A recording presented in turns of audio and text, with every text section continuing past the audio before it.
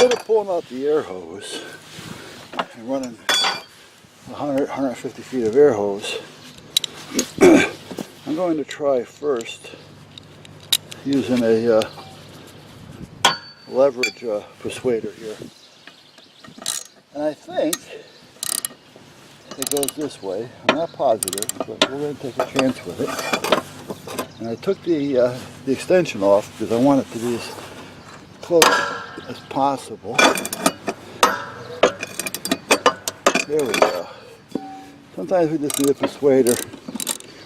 You know, I don't feel like lugging out all that air line anyway and have to roll it all back up, and all I had to do is this. So that took care of that one. Now we'll take care of the rest of those. I'll take my little doohickey with me. Doohickey? What is your doohickey? Clamp. Yeah, if I can figure out how to get it off.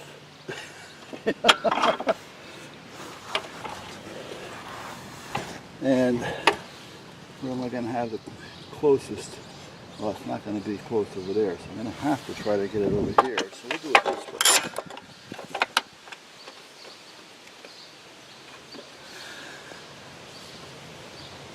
Like I say, it's just there to give me that extra so I don't have to deal with it. Am I on it there? Yeah.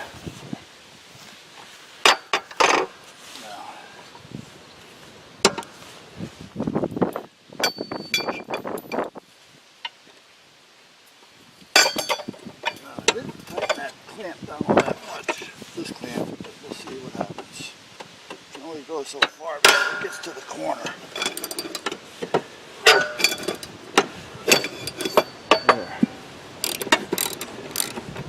I wasn't really sure which way these turned. Well, guys, I found a telephone number of a wholesale company that deals with aftermarket parts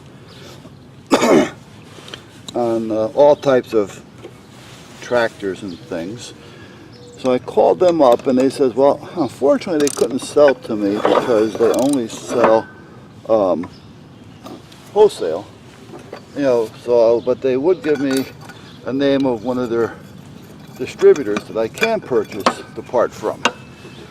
And then she had asked if I knew what the part number was, and naturally I don't, because that's part of the problem. So she had said, well, let me turn you over to one of our guys in our parts department to see if we can find out what part it was. So I told them, you know, this is, again, I'm researching the part, the dry shaft, the universal joint. So anyway, I get him on the phone and talking to him. And he starts looking it up and he says to me, you know what? He says, that's a Kubota dry shaft, universal joint that they're using. He says, it's a Kubota part number. He goes, so here's the part number. So he gives me the part number for the Kubota, which I appreciate. He says, now, again, he says, we can't sell it to you, but one of our distributors may be able to help you. But if they can't, here's a NAPA part number. So he even gives me a NAPA part number, which I have a NAPA dealer that I was dealing with for quite a while. I'm debating if I'm going to continue to deal with them or not, only because of their new management has decided he wants to change. So anyway, now that I got this far, I greased the joint. I might as well, whoops, you can't see that, but there's a grease fitting there, another one over there, and there's another one on the other side of this that you're not seeing.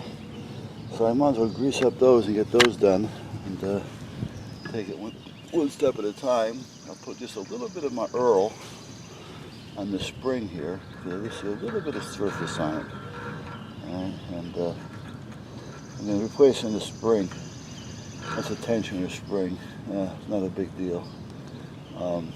But let me put a little of this on the rubber too, because this oil, believe it or not, kind of makes the rubber more pliable and protects it, keeps it from drying out.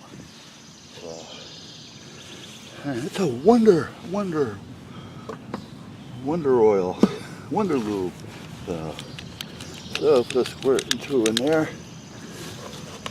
And then after I'm done with this, I'm going to go over and fix that water problem.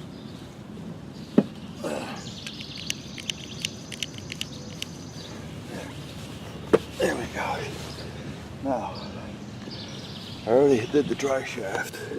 I was working on it, so we're just going to let that sit like this for now.